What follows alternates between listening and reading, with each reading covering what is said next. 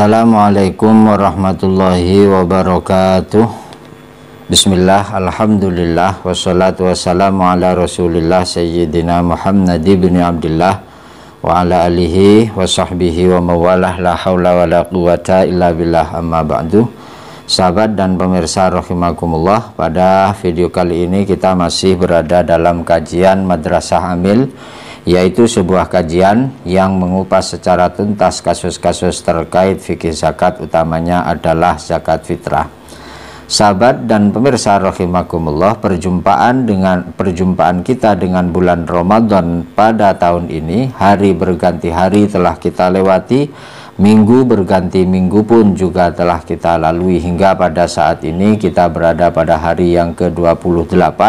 Itu artinya kalau tidak besok berarti lusa, merupakan hari terakhir dari perjumpaan kita dengan bulan Ramadan tahun ini, yang kemudian kita akan menutup semua aktivitas ibadah di bulan ini dengan pelaksanaan pembayaran zakat fitrah. Untuk itulah pada video kali ini secara khusus kami akan mempersembahkan sebuah kajian terkait dengan panduan untuk panitia zakat fitrah pada khususnya. Besar harapan kami kajian ini benar-benar memberi manfaat khususnya kepada para muhibbin channel Memori Santri dan pada lil Islam wal Muslimin, khususnya teman-teman atau sahabat-sahabat kita yang bertugas di kepanitiaan zakat. Oleh karenanya kami juga memohon kepada panjenengan untuk bersedia membagikan kajian ini kepada sahabat-sahabat khususnya yang bertugas di kepanitiaan zakat fitrah. Nah, sahabat-sahabat dan pemirsa rahimakumullah, yuk langsung saja kita mulai pembahasan kita pada video kali ini. Untuk materi bisa dilihat di layar. Ada beberapa hal yang perlu kami sampaikan terkait dengan panduan kepanitiaan zakat. Pertama adalah terkait tugas-tugas panitia zakat. Ini ada beberapa tugas yang perlu dilaksanakan oleh para panitia. Yang pertama adalah mendata muzaki dan mendata mustahik. Ya, penting ini, mendata muzaki dan mendata mustahik. Kenapa? Dikarenakan dalam Bughyatul Mustarsidin juz Shahifah 105 di sana dikatakan begini: tajibu ma'rifatu asnafiz zakah as-samaniyah. Wajib hukumnya mengetahui asnaf atau kelompok penerima zakat yang jumlahnya ada 8. Wajib mengetahui kriteria mereka bagi siapa, ala kulliman, bagi setiap orang, lahu malun, yang memiliki harta, wajibat zakatuhu, yang wajib menzakatinya. Artinya itu kan kalau dalam zakat mal. Kalau zakat fitrah berarti kan bagi orang yang telah berkewajiban zakat fitrah. Kalau itu dititipkan kepada panitia, berarti ya panitia wajib mengetahui kriteria asnaf atau para mustahik zakat itu. Lah, sementara realita yang ada itu kadang-kadang seseorang itu di samping dia menjadi mustahik, dia juga menjadi muzaki. Jadi di samping dia berzakat, dia itu juga menerima zakat. Nah, itu kan nanti ya akan berpotensi kembalinya zakat kepada muzakinya sendiri, dan ini tidak diperbolehkan sebagaimana nanti akan saya terangkan, sehingga pendataan itu kemudian menjadi sangat penting sekali. Lalu yang kewajiban atau tugas panitia yang ketiga adalah melakukan serah terima dengan muzaki, ya, melakukan serah terima dengan muzaki. Kenapa kok harus serah terima? Dalam kitab Bughyatul Mustarsidin, tepatnya pada Shahifah 102, di sana dikatakan begini: ya juzu at-tawkil fi ikhrajil fitrati lahu wa limamunihi. Boleh pembayaran zakat itu diwakilkan, ya, baik pembayaran zakat fitrah untuk dirinya atau untuk orang-orang yang berada dalam tanggung jawabnya. Nah ini kan boleh pembayaran zakat itu diwakilkan. Nah dalam kasus ini panitia posisinya sebagai wakil, muzaki orang yang berzakat itu sebagai mewakil. Antara wakil dengan mewakil itu harus ada serah terima, harus ada transaksi. Lah kalau tidak bagaimana? Lah ini berarti kita harus berbicara fikih solutif. Dalam satu contoh misalkan begini, ada warga yang ingin menitipkan zakat fitrahnya ke panitia, kemudian dia pergi ke masjid, nyampe di masjid panitianya nggak ada, kemudian ya berasnya atau harta zakatnya ditinggal begitu saja di masjid itu. Lah ini terus bagaimana?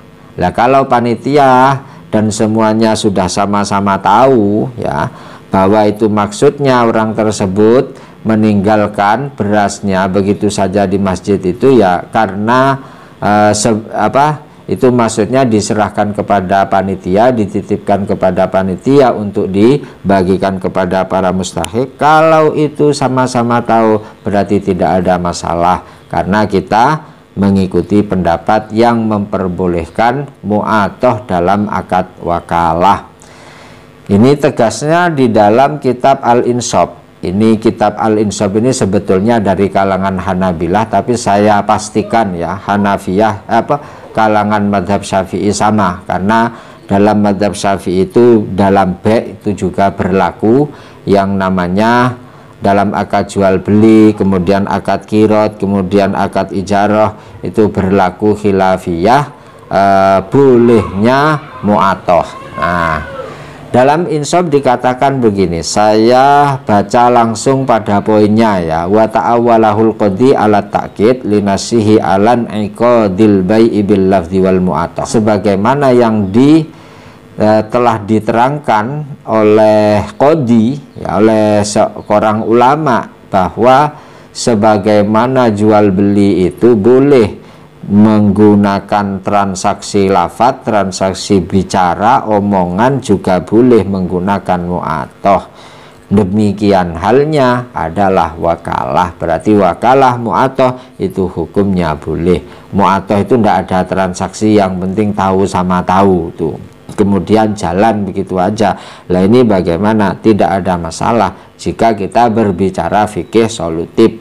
Tapi sebelum itu ini mestinya, ini seharusnya para muzaki itu alangkah baiknya, alangkah afdolnya jika melakukan serah terima dahulu dengan panitia. Nah itu adalah tugas yang ketiga. Yang keempat, memberikan bimbingan niat kepada para muzaki. Nah disinilah pentingnya dan mulianya tugas panitia. Karena apa? Begini, dalam kitab Majmu' Syarah Muhadzab juz 6 Shakhifah 144 dikatakan begini, qalal musannifu rahimahullahu ta'ala wala yasihu ada'uz zakah illa bin niyah. Tidak sah membayar zakat kecuali disertai niat. Kenapa? Liqaulihi innamal a'malu bin niyat. Karena ada sabda Nabi yang berbunyi innamal a'malu binniyat, sahnya amal itu sangat tergantung dengan niat. Walikulli mri'in ma nawa, dan seseorang hanya berhak mendapatkan apa yang dia niati. Bayangkan, niat ini tidak semuanya orang tahu, tidak semuanya orang paham. Dan ketika panitia mampu memberikan bimbingan yang semestinya tidak sah menjadi sah, panitia bisa melakukan penyelamatan yang luar biasa. Kenapa kemudian zakat itu harus ada niat? Di samping tadi itu ada sabda Nabi, alasan yang kedua wali annaha ibadatun mahdatun, karena zakat itu ibadah mahdoh, falam tasiha min ghairi niyatin, maka tidak sah jika tidak disertai niat, kasolati sebagaimana sholat. Lalu bagaimana niatnya? Apa tata cara niatnya? Itu kalau di kitab yang sama ya, selanjutnya itu dikatakan begini, al-mas'alatu tsaniyah qala ashabuna sifatun niyati zakah ayyan wiya hadza fardhu zakati mali. Tata cara atau cara berniat di dalam zakat itu adalah seseorang atau muzaki berniat di dalam hatinya begini, hadza fardu zakati mali, ini adalah kewajiban zakat hartaku. Ini kalau dalam zakat mal, ya. Au fardi sodakoti, au fardu sodakoti mali, atau kewajiban sedekah hartaku. Ini juga dalam kasus zakat mal. Kalau zakat fitrah bagaimana? Hadhihi zakatul fitrati an nafsi. Ini adalah zakat fitrah atau sodakotul fitrah an nafsi, atas nama diriku.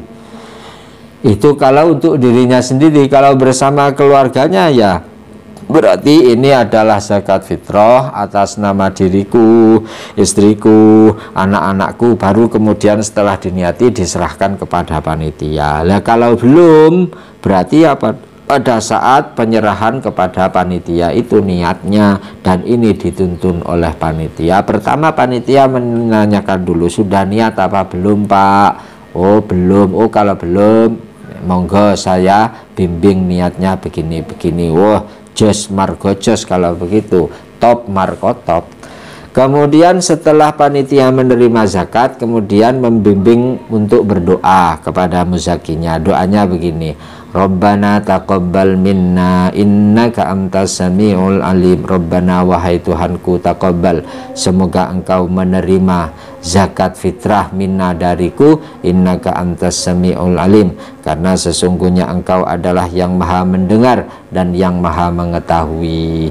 Dan setelah muzaki dibimbing berdoa dan telah selesai berdoa, maka selanjutnya panitia yang berdoa. Doa penerima. Ini begini doanya.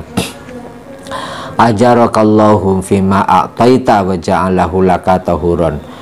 Semoga Allah memberikan pahala dari apa yang engkau berikan dan menjadikannya penyucian bagimu, wa barakalaka fima abqaita, dan semoga Allah menjadikan keberkahan terhadap harta-harta yang engkau sisakan. Itu yang tugas nomor 4. Kemudian tugas yang nomor 5, menyerahkan zakat kepada yang berhak menerimanya. Jadi yang saya maksud panitia di sini adalah panitia yang tidak resmi, ya, bukan amil, tapi panitia bentukan masjid, bentukan masyarakat, bentukan musola yang tidak mendapatkan SK menjadi amil dari pemerintah. Ini panduan itu saya peruntukkan untuk mereka. Kalau untuk panitia yang sudah resmi mendapatkan SK amil, panduannya ada sendiri, ya, panduannya ada sendiri.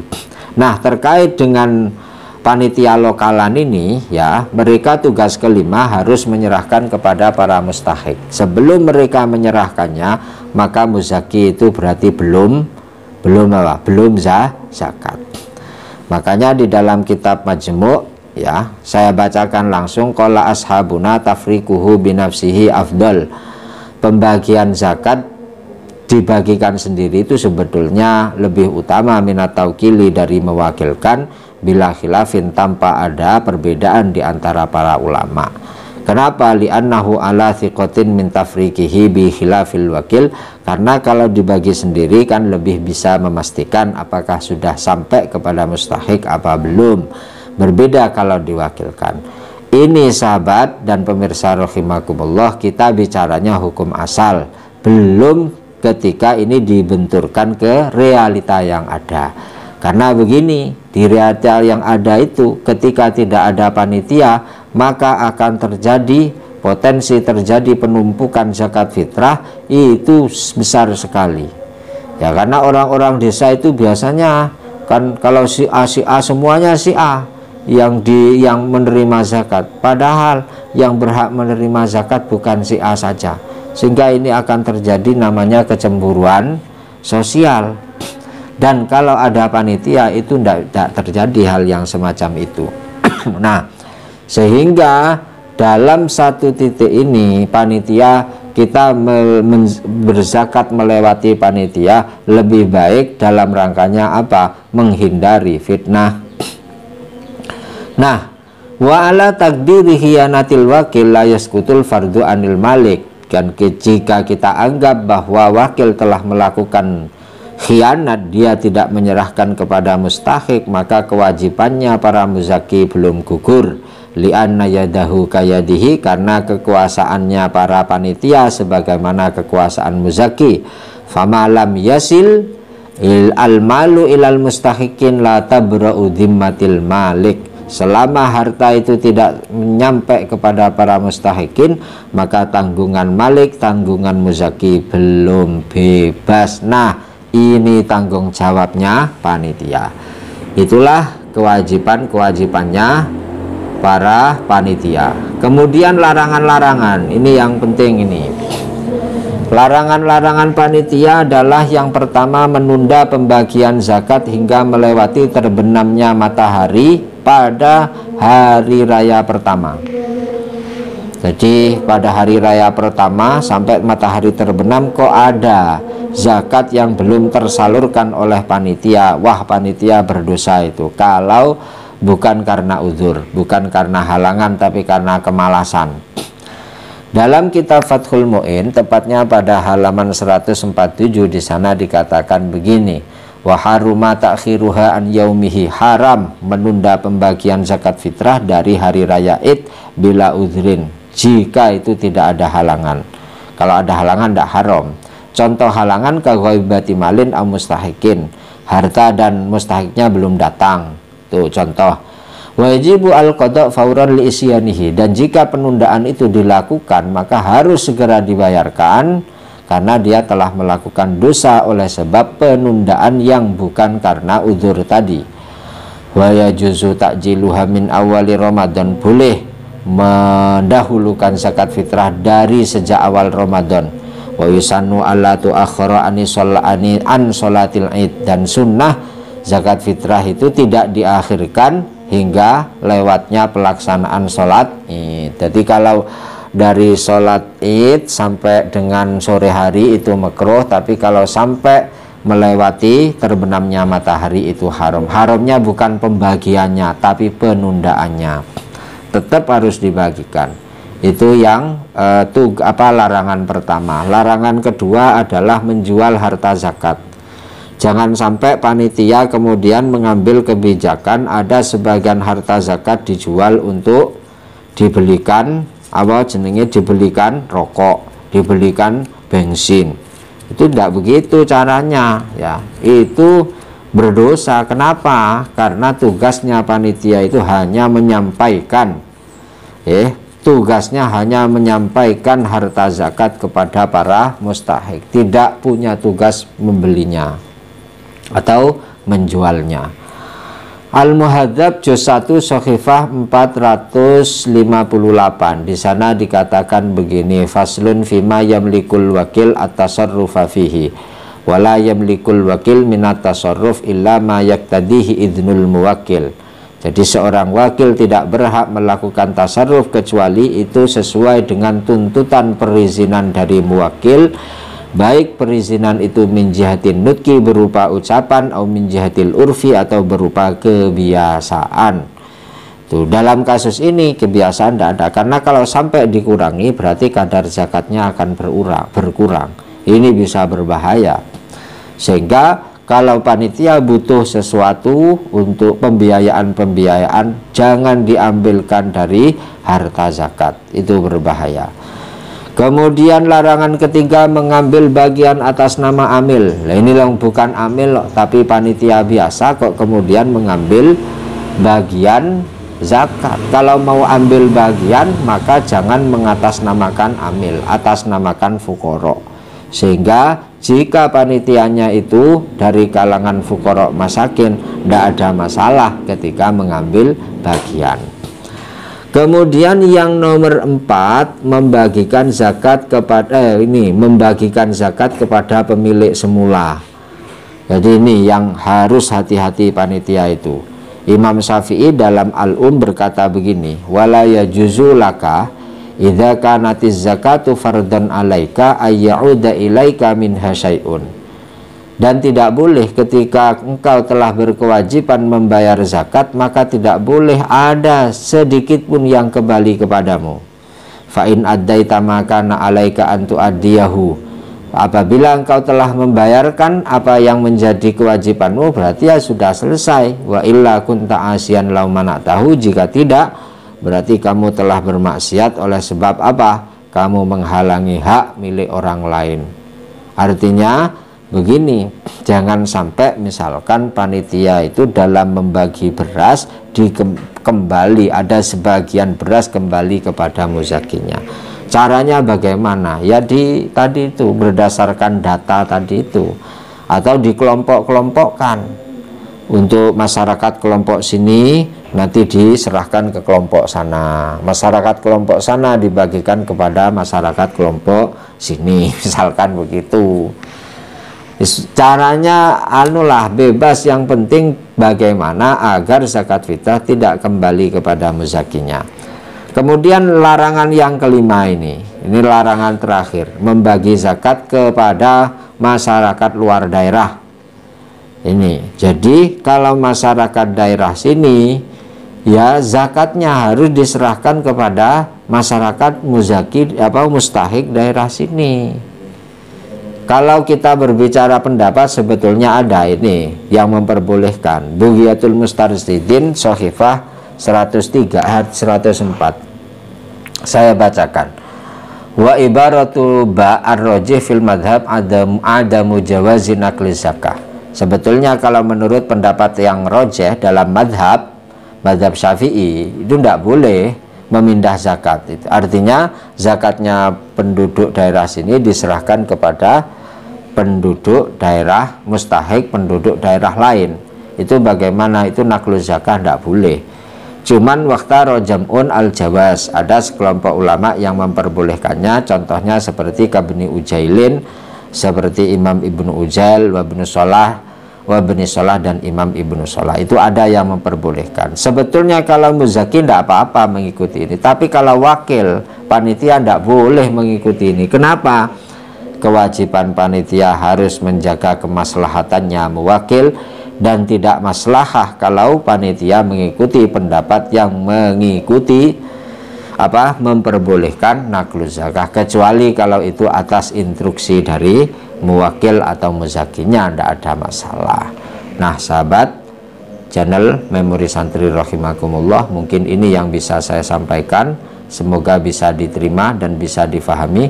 Jangan lupa bagikan kepada orang-orang yang membutuhkan. Terima kasih, mohon maaf. Ihdinas siratal mustaqim. Wassalamualaikum warahmatullahi wabarakatuh.